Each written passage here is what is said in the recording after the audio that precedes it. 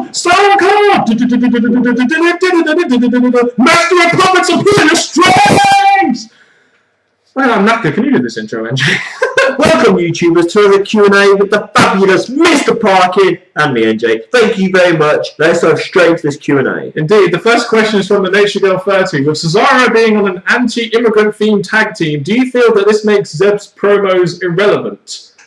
No, I think it makes Zeb's promos perfectly relevant because that's kind of the character, isn't it? Even though Cesaro is European and is technically there, they're putting him as part of the faction anyway, so you kind of have to disregard the fact that he is, you know, an anti-immigrant theme. The way I look at this is that Zeb Coulter was meant to be the saviour for these two wrestlers who weren't doing the best in WWE. But with him there, the focus is gradually becoming on Cesaro to make him important. But Zeb Coulter is not really done them much justice. Here's a question.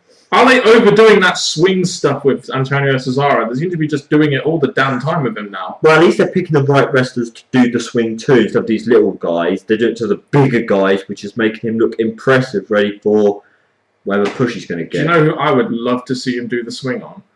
Big Show. Tarifo. El Tarifo. The guy who's part of the Los Matadores, that little bull costume. He could swing him around his head. That would be brilliant. Then swing him into the crowd. He'd probably do a backflip and land on one of the crowd's shoulders or something. Anyway, at Confi Burgess, what dream match would you guys like to see at WrestleMania 30 and why? I have a feeling we'll both have totally different opinions on this. You go first. If you're talking about what the WWE are building up to getting, I think, to be honest, it's not really happened. They've not really teased it, even though CM Punk has not really got a direction going into WrestleMania.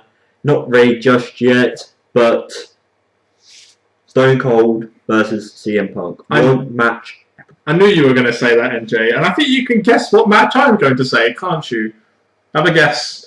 I'm going to guess it's going to be Randy Orton versus Great Khali. Yes! Right! In the bag, back of the net. I'll put you in the fucking bag in the back of the net and in the fucking river if you're not careful, NJ. No, mine would be the streak Undertaker versus John Cena. I think that would be a very good main event to WrestleMania, especially if Undertaker is going to retire. With him being such a big part of wrestling and WWE in general, to have him go out like that and maybe even defeating John Cena at WrestleMania 30 and go into the Hall of Fame, that's what I would do. I think that's a good stage to set for someone like Undertaker, who's a legend in the business. Eventually, you know, Taker is there to give people their defining moment in their careers. So for them to miss John Cena, yes, John Cena's done everything else there is in the WWE. I'm sure won the Divas Championship at some point. He's done everything apart from face Taker and eventually lose Taker at WrestleMania. Might win. Ambrose Freak 95. Why didn't Vince McMahon bury Goldberg in 2003 to 2004 as he became a star in Vince's rival company WCW? Well, I think Vince McMahon saw a bit of money in Goldberg, and he was only there for a year, but they did push him to the moon, you know, defeating guys like The Rock and Chris Jericho, and then they had him face Triple H and eventually beat him for the championship. So Vince McMahon obviously saw a little bit of money in this guy. It just wasn't very reliable, and then he had that match with Lesnar at 20, and then he sort of went. That brings me to a point I'm going to talk about, because Vince McMahon sees these kind of wrestlers as the money makers. So for him to bring Goldberg only to destroy him isn't really giving the WWE or Vince McMahon his money. Why did Vince not do that to Lesnar? Lesnar, you gave us a rubbish WrestleMania, so when you come back, we're going to just destroy you, make you look pathetic. No, Vince is using like Goldberg, Lesnar as the money draws. Indeed, and I know the invasion angle was probably one of the very few examples where Vince McMahon put his, ego ahead of his business brain, but even if you have been a massive star in his rival company, he's still going to push the guy if he thinks that they're going to make money. So that's essentially why he didn't bury him. I'm not surprised at all he didn't bury him. WWE and TNA talk. What do you think of TNA pulling Impact Wrestling off the road and returning to the Impact Zone? Don't like it all that much, but the bottom line is right now is they need to save money. So as a cost-cutting measure, this would definitely work. And let's put it this way, it's not like having a live show and being on the road really helped the ratings all that much. So you might as well cut your costs there while still keeping the same, what might as well just be essentially the same rating. If TNA got a few extra fans by going on the road, good, but it weren't enough to keep the business growing. So to stay in the Impact Zone where they know they're set to get a certain amount each month, each year, they're going to stick to it. as long as they don't remove them from the UK. What do you think of the Aces and Eights storyline? What did most people think of the Aces and Eights storyline, NJ, including people such as Full Killer and the Schleg Daddy of the Off the Rope show?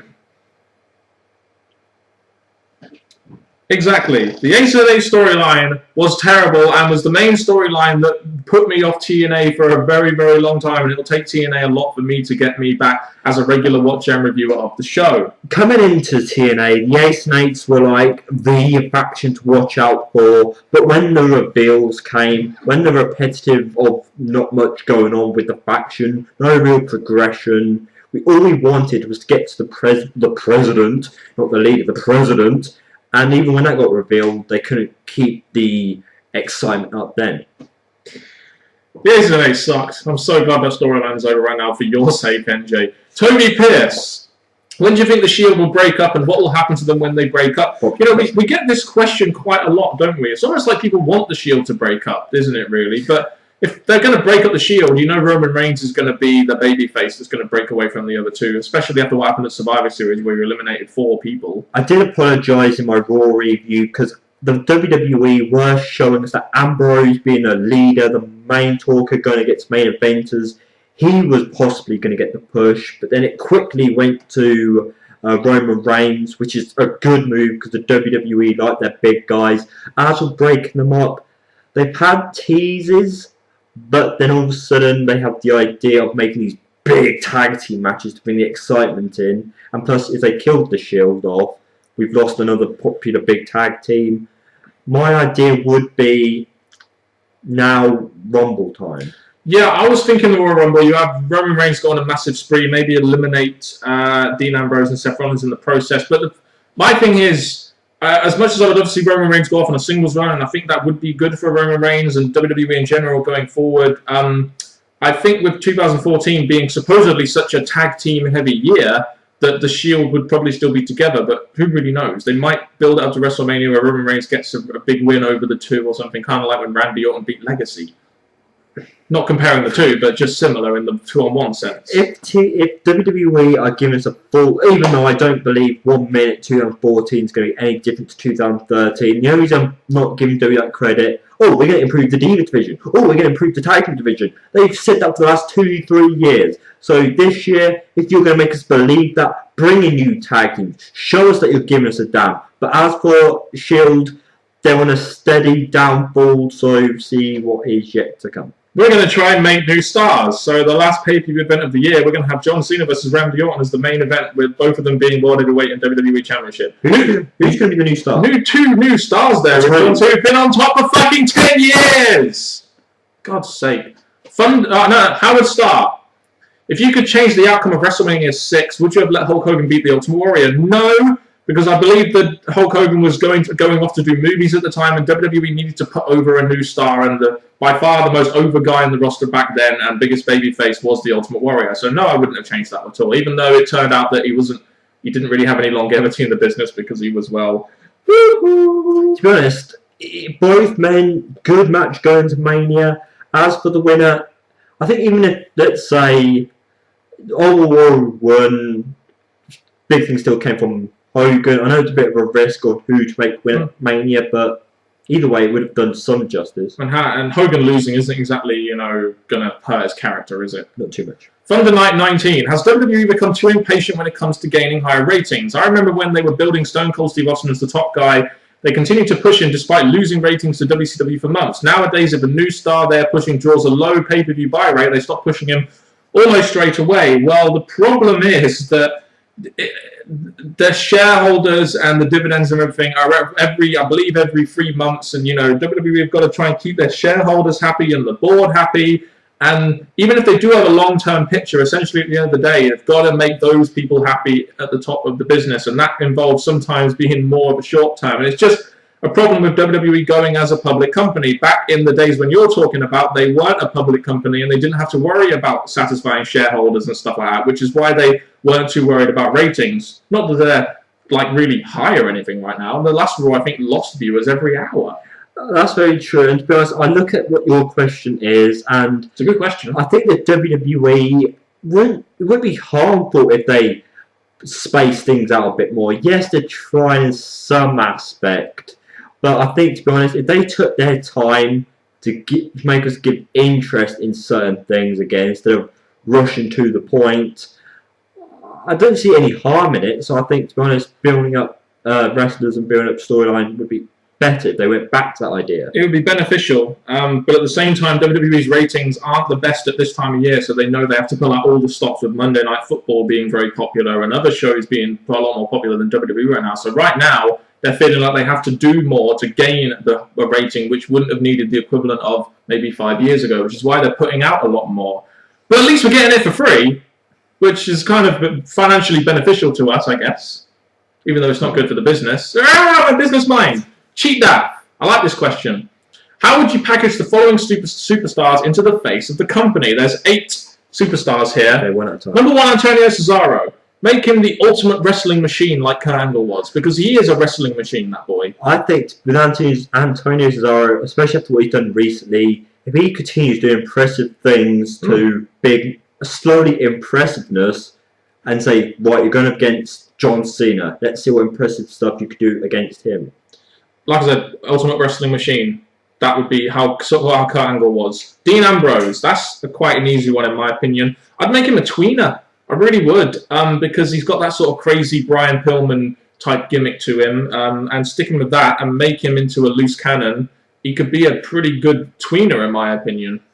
I think with him, even though the direction of the Shield has changed, I think if he continues being like, he's the one with the voice, I think he could go on, not a CM Punk route, but some kind of strong character, believing that he's the attention seeker at the lot. Bray Wyatt.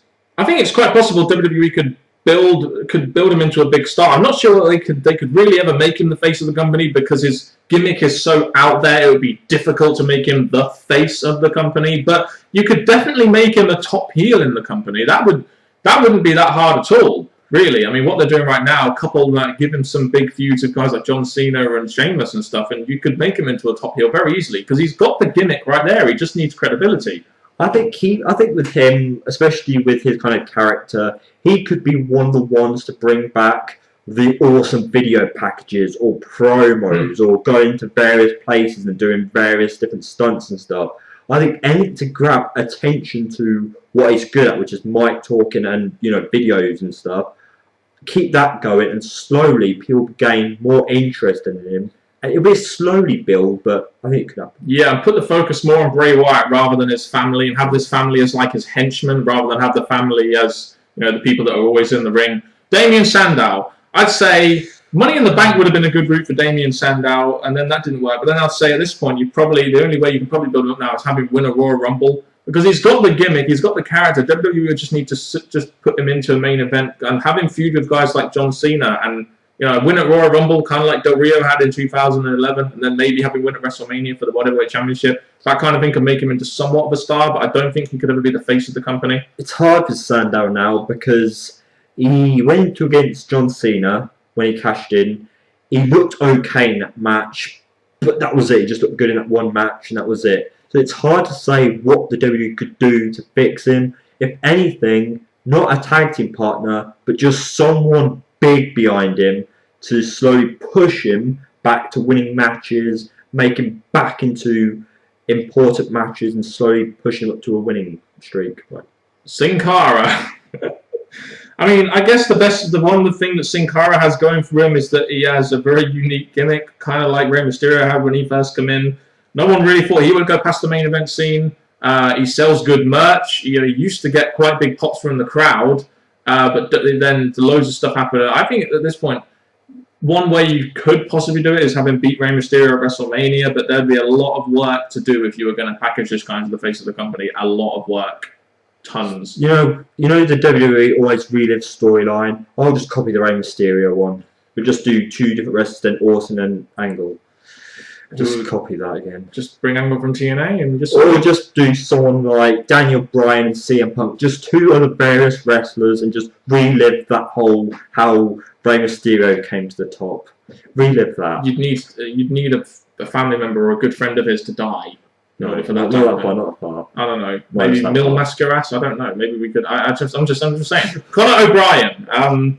Well, Conor O'Brien has been given the Ascension gimmick back down in NXT, so you package him similar to how you package Undertaker, like a very scary, dark figure who, doesn't sell very much because he's like, like Undertaker used to be. I mean, he's probably the most fitting guy they could have to give an Undertaker-type gimmick to, in my opinion. Just grab a microphone and sing. That's ain't in English, mate. A heel Cena. That's easy. Well, just have him be as he is now, but have him be with a bit more attitude. And the thing is, though, if you turn Cena heel, people are going to start cheering him. It's ironic, isn't it? With him, as much as he would get cheers because he's finally a heel or he's finally doing something that fans have been waiting for, I'd say go, even as a heel, go on a losing streak because it's something different. Fans probably respect him because he's actually losing matches. Maybe not a streak, just lose more. Well, I say as a babyface, having gone on a losing streak, and then he gets so pissed off with the crowd and everything, he eventually just goes crazy and turns heel, and then you can build him up that way. The Undertaker old.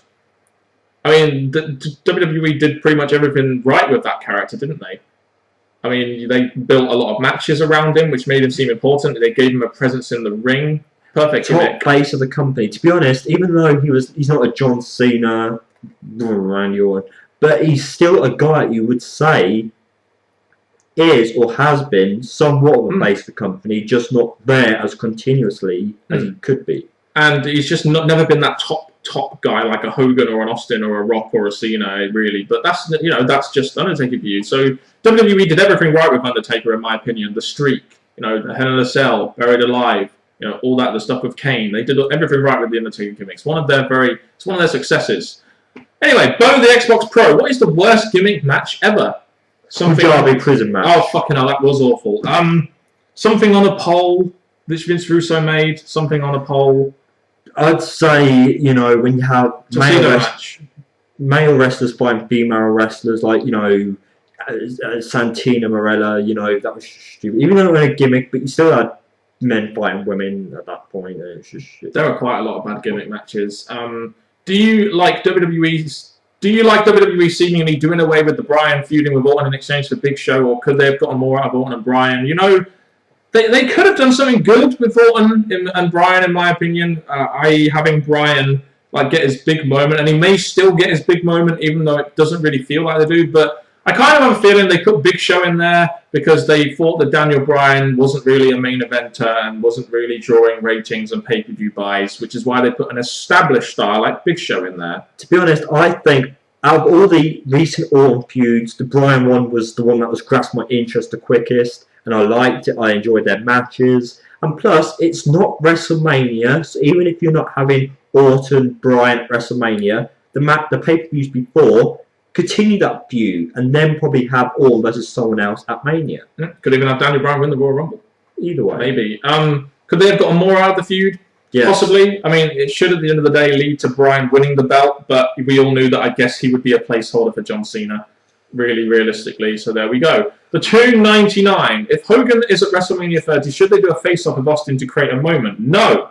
They should do a face-off with John Cena to create a moment, in my opinion. And I'm going to refer us back to an earlier question. You had Hogan, who's done all this work in TNA, and for him to come into the WWE and think, it's all fine, we'll let you just come in here and take the shots at WrestleMania. A bit unfair, but obviously, as we also said, Vince is about the money, and Hogan's going to be the money for WrestleMania if it happens. And Hogan could be still some kind of draw in WWE, given the right marketing and given the right situation he could be in, with maybe teaming up with a John Cena. Who really knows? Who would you say is the best all-round wrestler you've seen for gimmick, storytelling, in-ring work, and mic work combined?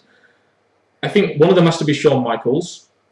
Another one has to be The Undertaker. He was a 5-star tool, in my opinion. You say CM Punk? I really enjoy CM Punk. People might bash him a little bit, but that may not be his fault. But I think CM Punk's got a lot of what's been listed. Yeah, I mean, in terms of 5-star talents, I've definitely said The Rock had gimmick, storytelling, in-ring work, and mics work combined. People like that. We'll just leave it at that. We'll let you put some more in the comment section. These are just ones that we remember off the top of our head. And this is the last question. Johnny Castaway, how would you build up the Union Jacks to be a serious tag threat?